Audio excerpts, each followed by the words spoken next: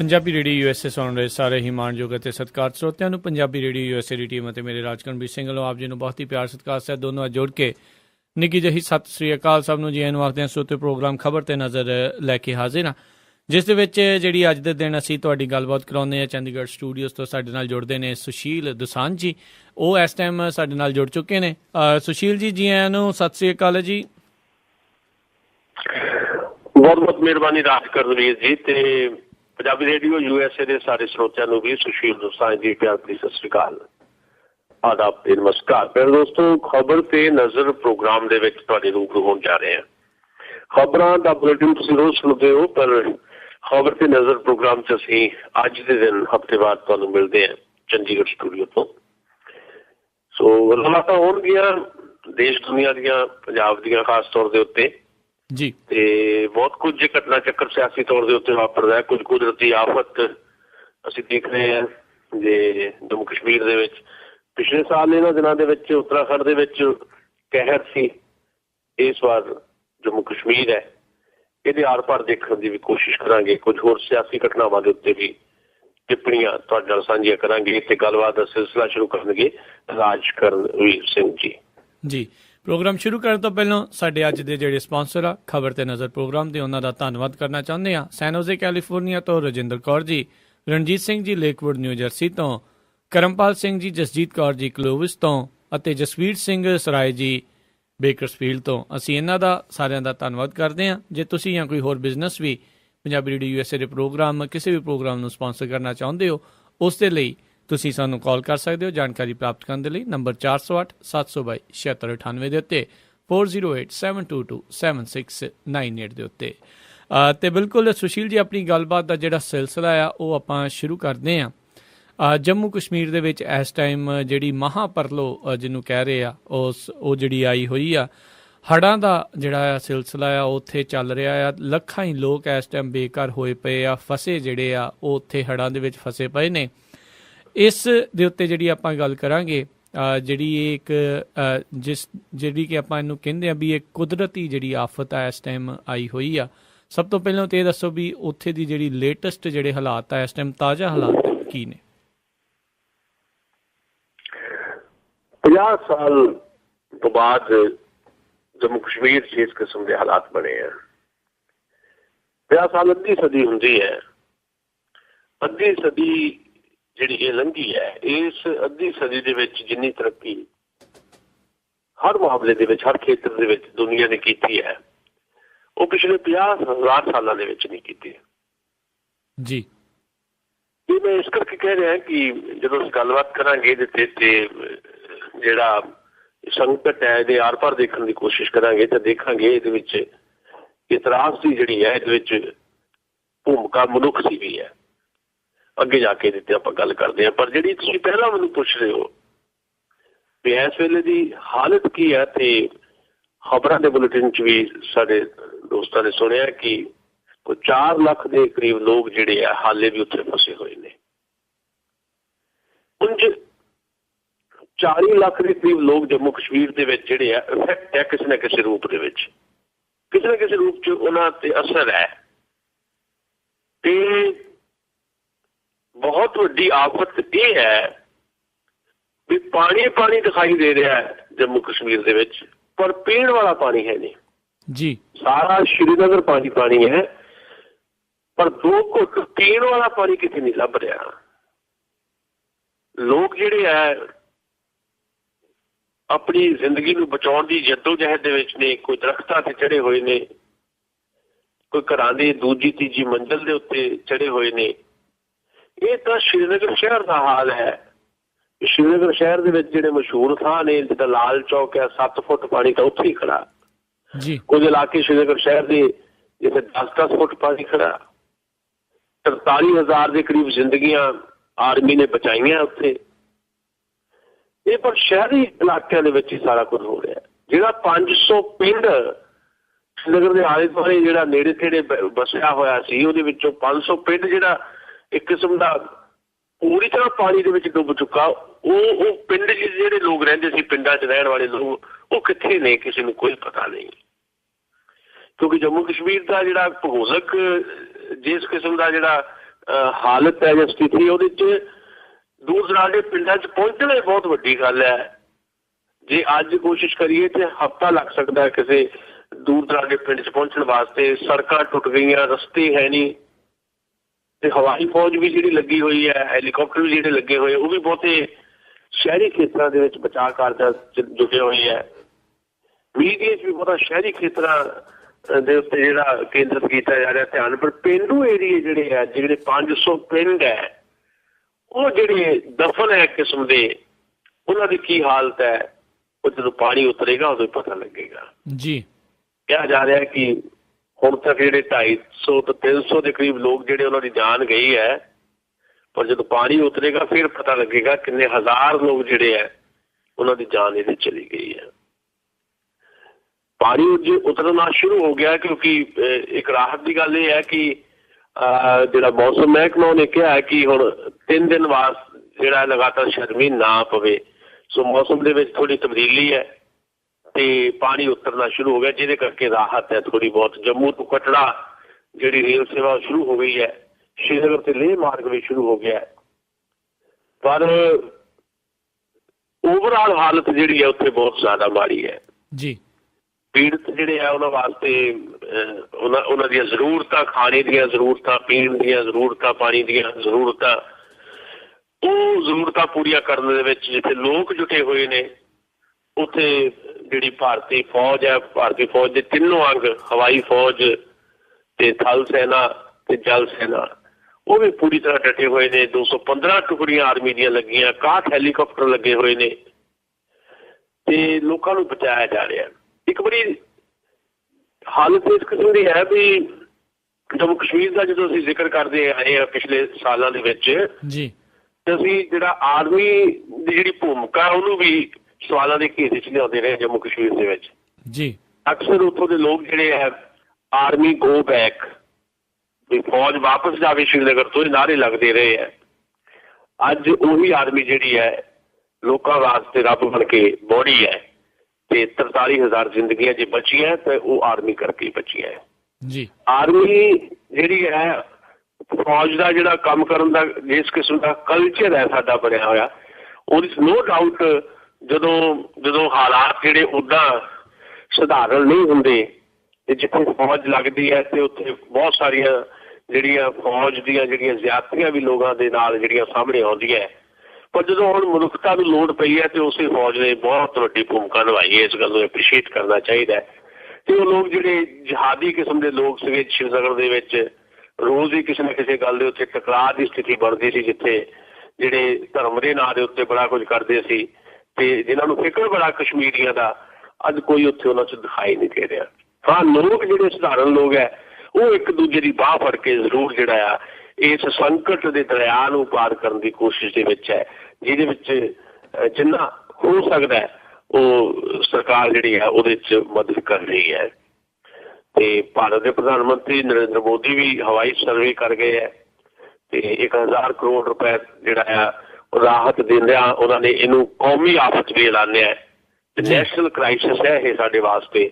ਸੋ ਇਸ national crisis ਦੇ ਵਿੱਚ ਜਿੱਥੇ ਕੇਂਦਰ ਸਰਕਾਰ ਮਦਦ ਕਰ ਰਹੀ, ਉੱਥੇ ਵੱਖ-ਵੱਖ ਸੂਬੇ ਵੀ ਬੜੀ ਮਦਦ ਕਰ ਰਹੇ ਹੈ।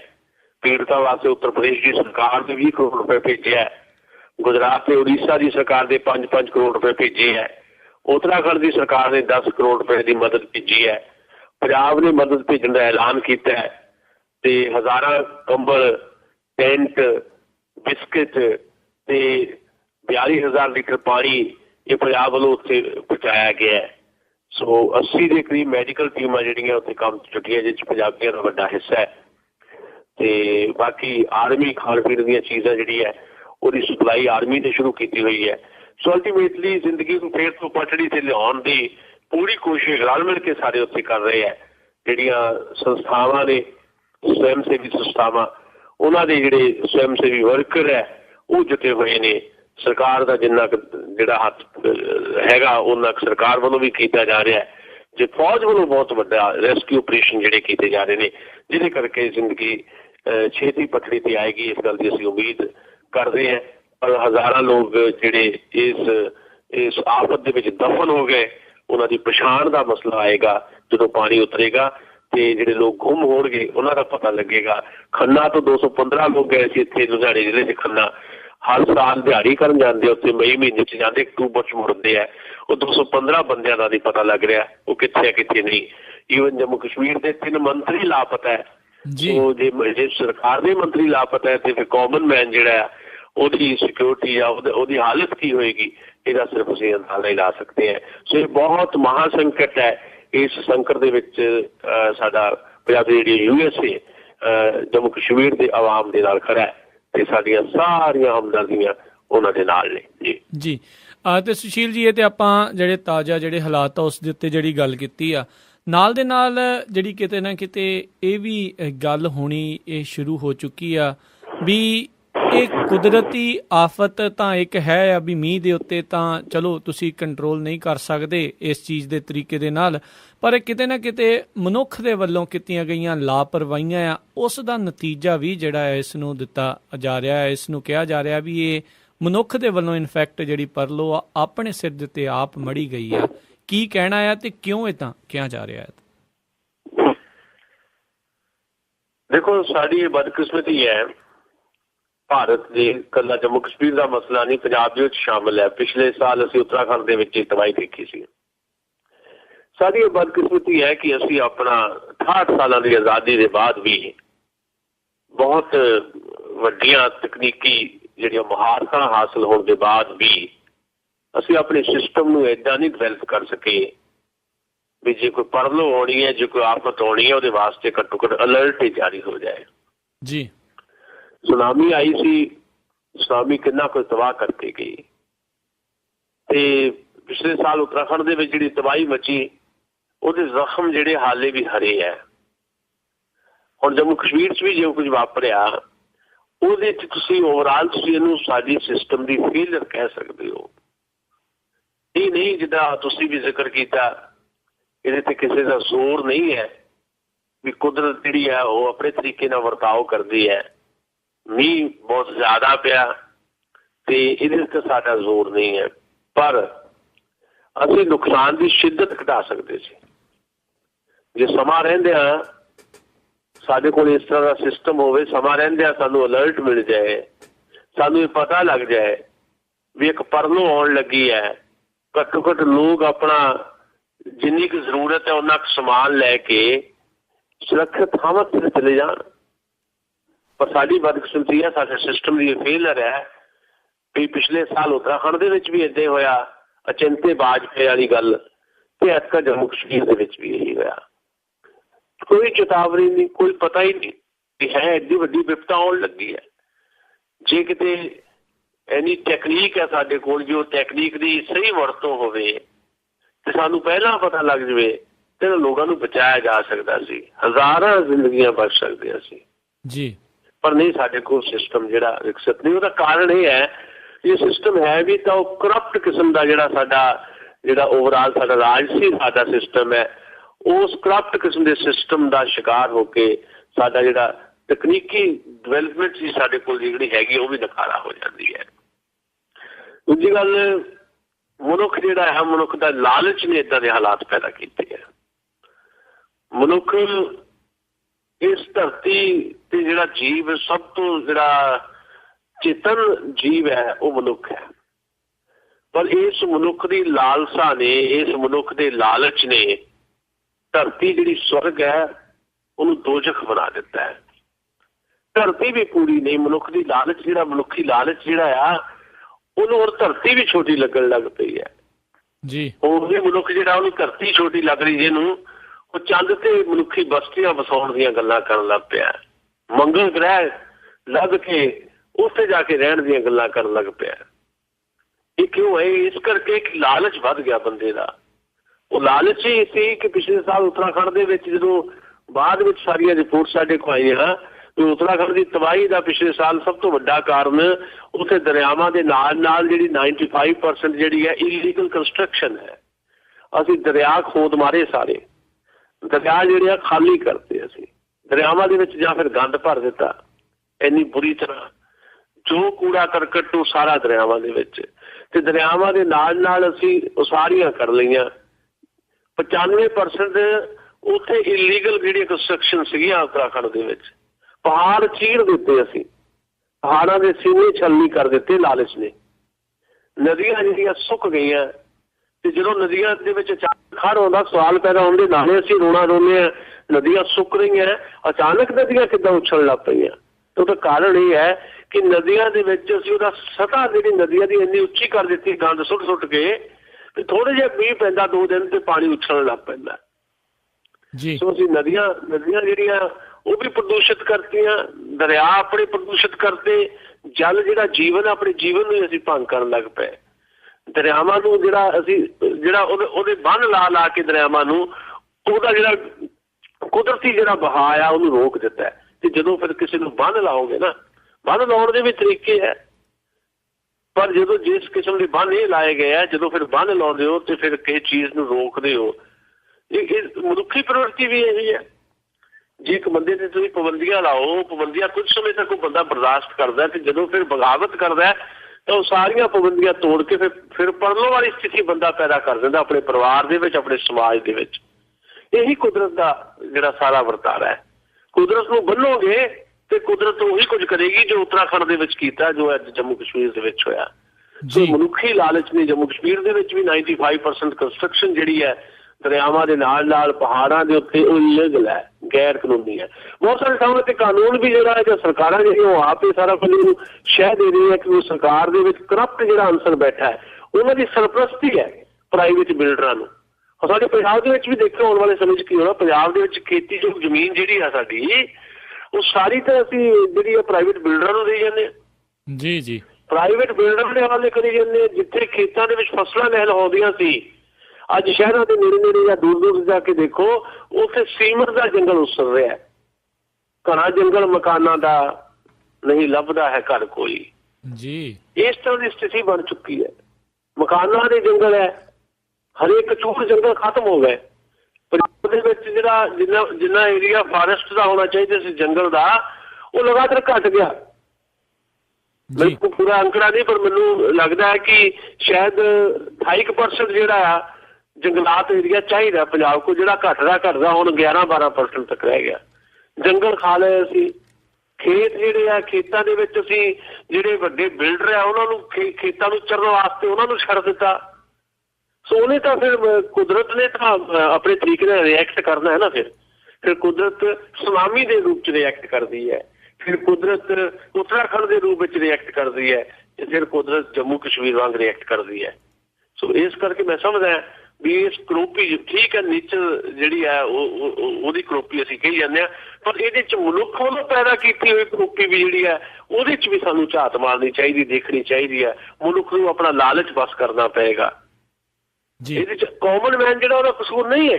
ਸਧਾਰਨ ਬੰਦੇ ਦੇ ਤਾਂ ਹਰ ਮੌਸਮ ਦੀ ਮਾਰ ਪੈਂਦੀ ਹੈ। ਇਹ ਸਧਾਰਨ ਬੰਦਾ ਜਿਹੜਾ ਆ ਉਹ ਤਾਂ ਕਿਸੇ ਪਾਸੇ ਵੀ ਦੋਸ਼ੀ ਨਹੀਂ। ਦੋਸ਼ੀ ਉਹ ਆ ਉਹ ਮਨੁੱਖ ਜਿਨ੍ਹਾਂ ਦੀ ਮੈਂ ਗੱਲ ਕਰ ਰਿਹਾ, ਜਿਹੜੇ ਦੁਨੀਆ ਤੇ ਰਾਜ ਕਰਦੇ ਆ, ਜਿਨ੍ਹਾਂ ਨੇ ਸਰਕਾਰਾਂ ਬਣਾਉਣੀਆਂ ਹੁੰਦੀਆਂ। ਭਾਰਤ ਦੇ ਵਿੱਚ ਜਿਹੜੇ ਲੋਕ ਰਾਜ ਕਰ ਰਹੇ ਆ, ਜਿਨ੍ਹਾਂ ਦਾ ਇੱਕ ਕਰਪਟ ਐਲੀਮੈਂਟ ਬੈਠਾ, ਜਿਹੜਾ ਥੱਲੇ ਲਾਲਚੀ ਕਿਸਮ ਦੇ ਵਪਾਰੀ ਲੋਕਾਂ ਨੂੰ ਜਿਹੜਾ ਸਾਰਾ ਕੁਝ ਖੁੱਲ੍ਹਾ ਦੇ ਰਿਹਾ। ਸੋ ਮਨੁੱਖ ਦਾ ਇਹ ਲਾਲਚ ਜਿਹੜਾ ਹੈ, ਇਹਨੇ ਕੁਦਰਤ ਨੂੰ ਵੀ ਜਿਹੜਾ ਇੰਨੀ ਬੁਰੀ ਤਰ੍ਹਾਂ ਪਰੇਸ਼ਾਨ ਕਰ ਦਿੱਤਾ, ਤੇ ਕੁਦਰਤ ਜਿਹੜੀ ਹੈ ਇਸੇ ਕਰਕੇ ਕ੍ਰੋਧਕ ਦਿਖਾਈ ਦੇ ਰਹੀ ਹੈ। ਜੀ ਤਾਂ ਤੁਸੀਂ ਪਰਸੈਂਟੇਜ ਦੀ ਗੱਲ ਕੀਤੀ ਸੀ। ਇੱਕ ਮੈਂ ਹੁਣੇ ਰਿਪੋਰਟ ਆਨਲਾਈਨ ਜਿਹੜਾ ਜੀ ਦੇਖ ਰਿਹਾ ਸੀਗਾ ਵੀ ਪੰਜਾਬ ਦਾ ਜਿਹੜਾ ਕੁੱਲ ਜੰਗਲਾਤ ਦਾ ਆ ਸਿਰਫ 3.14% ਹੀ ਜਿਹੜਾ ਜੰਗਲਾਤ ਦਾ ਹਿੱਸਾ ਆ, ਤੇ ਰਾਜਸਥਾਨ ਦਾ ਪੰਜਾਬ ਦੇ ਨਾਲੋਂ ਹੁਣ ਜ਼ਿਆਦਾ ਆ ਕਹਿੰਦੇ ਆ ਫੋਰੈਸਟ। ਉੱਥੇ 4% ਤੋਂ ਵੱਧ ਜਿਹੜਾ ਜੰਗਲਾਤ ਦਾ ਏਰੀਆ ਹੈਗਾ ਆ। ਸੋ ਇਹ ਇਸ ਟਾਈਮ ਜਿਹੜੇ ਹਾਲਾਤ ਆ ਪੰਜਾਬ ਦੇ ਵੀ ਬਣਦੇ ਜਾ ਰਹੇ ਆ, ਤੇ ਜਿਹੜਾ ਮਨੁੱਖੀ ਇਹ ਆਫਤ ਆ ਜਿਹੜੀ ਆਪ ਮੁੱਲ ਲੈਣ ਵਾਲੀ ਗੱਲ ਜਿਹੜੀ ਆ ਉਹ ਉਸ ਵੱਲ ਨੂੰ ਇਹ ਵੱਧ ਰਹੇ ਆ। ਤੇ ਅਗਲੀ ਜਿਹੜੀ ਆਪਾਂ ਗੱਲ ਹੁਣ ਪੰਜਾਬ ਨੂੰ ਲੈ ਕੇ ਹੀ ਕਰਦੇ ਆ।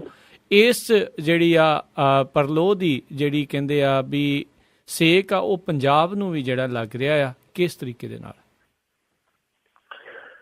ਤਬਾਹੀ ਦਾ ਅਸਰ ਹੈ ਪੰਜਾਬ ਤੇ, ਬਹੁਤ ਜ਼ਿਆਦਾ ਅਸਰ ਦਿਖਾਈ ਦੇ ਰਿਹਾ ਹੈ। ਸਾਡੀਆਂ ਕੁਝ ਇੰਡਸਟਰੀਜ਼ ਜਿਹੜੀਆਂ ਆ ਉਹ ਜੰਮੂ ਕਸ਼ਮੀਰ ਨਾਲ ਰਿਲੇਟ ਕਰਦੀ। ਬਹੁਤ ਸਾਡੀ ਜਿਹੜੀ ਹੌਜ਼ਰੀ ਇੰਡਸਟਰੀ ਹੈ, ਹੌਜ਼ਰੀ ਇੰਡਸਟਰੀ ਜਿਹੜੀ ਹੈ ਲੁਧਿਆਣੇ ਵਾਲੀ ਖਾਸ ਤੌਰ ਦੇ ਉੱਤੇ, ਅੰਮ੍ਰਿਤਸਰ ਤੇ ਲੁਧਿਆਣੇ ਦੀ ਹੌਜ਼ਰੀ ਇੰਡਸਟਰੀ ਜੀ, ਉਹ ਜੰਮੂ ਕਸ਼ਮੀਰ ਦੇ ਨਾਲ ਉਹਦਾ ਸਿੱਧਾ ਸੰਬੰਧ ਹੈ ਤੇ 700 ਕਰੋੜ ਰੁਪਈਆ ਕਸ਼ਮੀਰ 'ਚ ਫਸ ਗਿਆ ਸਾਡੀ ਅੰਮ੍ਰਿਤਸਰ ਤੇ ਲੁਧਿਆਣੇ ਦੀ ਹਾਊਸਿੰਗ ਇੰਡਸਟਰੀ ਦਾ। ਪਿਛਲੀਆਂ ਕੁਝ ਡਿਲੀਵਰੀਆਂ ਜਿਹੜੀਆਂ ਸੀ ਉਹਦਾ ਪੈਸਾ ਸੀ। ਹੁਣ ਉੱਥੇ ਕੀ ਹੋਇਆ, ਕਸ਼ਮੀਰ 'ਚ ਖਾਸ ਕਰ ਸ਼੍ਰੀਨਗਰ ਦੇ ਵਿੱਚ ਦੁਕਾਨਾਂ 'ਚ ਪਾਣੀ ਭਰ ਗਿਆ, ਦੁਕਾਨਾਂ ਢੱਟ ਗਈਆਂ, ਬਹੁਤ ਨੁਕਸਾਨੀਆਂ ਗਈਆਂ, ਮਾਲ ਜਿਹੜਾ ਸੀ ਸਾਰਾ ਖਰਾਬ ਹੋ ਗਿਆ। ਤੇ ਜਿਹੜਾ 700 ਕਰੋੜ ਰੁਪਏ ਫਸਿਆ ਆ ਉਹ 'ਚੋਂ ਜਿਹਨਾਂ ਨਾਲ ਗੱਲਬਾਤ ਹੋਈ ਹੈ, ਜਿਹੜੇ ਕਾਰੋਬਾਰੀ ਹੈ ਅੰਮ੍ਰਿਤਸਰ ਤੇ ਲੁਧਿਆਣੇ ਦੇ, ਉਹਨਾਂ ਦਾ ਅੰਦਾਜ਼ਾ ਇਹ ਹੈ ਕਿ 700 ਕਰੋੜ ਦੇ ਵਿੱਚੋਂ 500 ਕਰੋੜ ਤਾਂ ਨਹੀਂ ਹੋਣੇ, 200 ਕਰੋੜ ਰੁਪਏ ਸ਼ਾਇਦ ਨਿਕਲੇ ਹੋਣ। ਇੱਕ ਇਹ ਪ੍ਰੋਬਲਮ ਆਈ। ਦੂਜਾ, ਸ਼ਾਲ ਇੰਡਸਟਰੀ ਜਿਹੜੀ ਹੈ, ਸ਼ਾਲ ਕਲੱਬ ਆਫ ਇੰਡੀਆ ਦੇ ਜਨਰਲ ਸੈਕਟਰੀ ਨੇ ਇਹ ਗੱਲ ਦੱਸੀ ਹੈ ਕਿ ਅੰਮ੍ਰਿਤਸਰ ਤੋਂ ਜਿਹੜਾ ਸ਼ਾਲ ਵਗੈਰਾ ਜਿਹੜਾ ਕਸ਼ਮੀਰ ਜਾਂਦਾ ਹੈ, ਫਿਰ ਉਹ ਕਸ਼ਮੀਰ ਤੋਂ ਅਰਬ ਮੁਲਕਾਂ 'ਚ ਯੂਰਪ 'ਚ ਐਕਸਪੋਰਟ ਹੁੰਦਾ ਹੈ ਤੇ ਉਹ ਸਾਰਾ ਉੱਥੇ ਕਸ਼ਮੀਰ 'ਚ ਪਿਆ ਖਰਾਬ ਹੋ ਗਿਆ ਤੇ 100 ਕਰੋੜ ਰੁਪਏ ਦਾ ਉਹ ਨੁਕਸਾਨ ਹੋਇਆ ਜੀ। ਇੱਥੇ ਅੰਮ੍ਰਿਤਸਰ ਦੀ ਜਿਹੜੀ ਟੂਰਿਜ਼ਮ ਇੰਡਸਟਰੀ ਹੈ ਉਹਦੀਆਂ ਚੂੜਾਂ ਹਿੱਲ ਗਈਆਂ ਇਹਦੇ ਕਰਕੇ, ਕਿਉਂਕਿ ਵੈਸ਼ਨੋ ਦੇਵੀ ਕਟੜਾ ਜਦੋਂ ਲੋਕ ਜਾਂਦੇ ਹੈ ਉਹ ਫਿਰ ਇੱਧਰੋਂ ਅੰਮ੍ਰਿਤਸਰ ਵੱਲੋਂ ਲੰਘਦੇ ਆ। ਕਸ਼ਮੀਰ ਜਾਣ ਤੋਂ ਪਹਿਲਾਂ 1 ਜਾਂ 2 ਦਿਨ ਉਹ ਅੰਮ੍ਰਿਤਸਰ ਰੁਕਦੇ ਆ, ਦਰਬਾਰ ਸਾਹਿਬ ਵੀ ਜਾਂਦੇ ਆ, ਜਲ੍ਹਿਆਂਵਾਲੇ ਬਾਗ ਵੀ ਜਾਂਦੇ ਆ।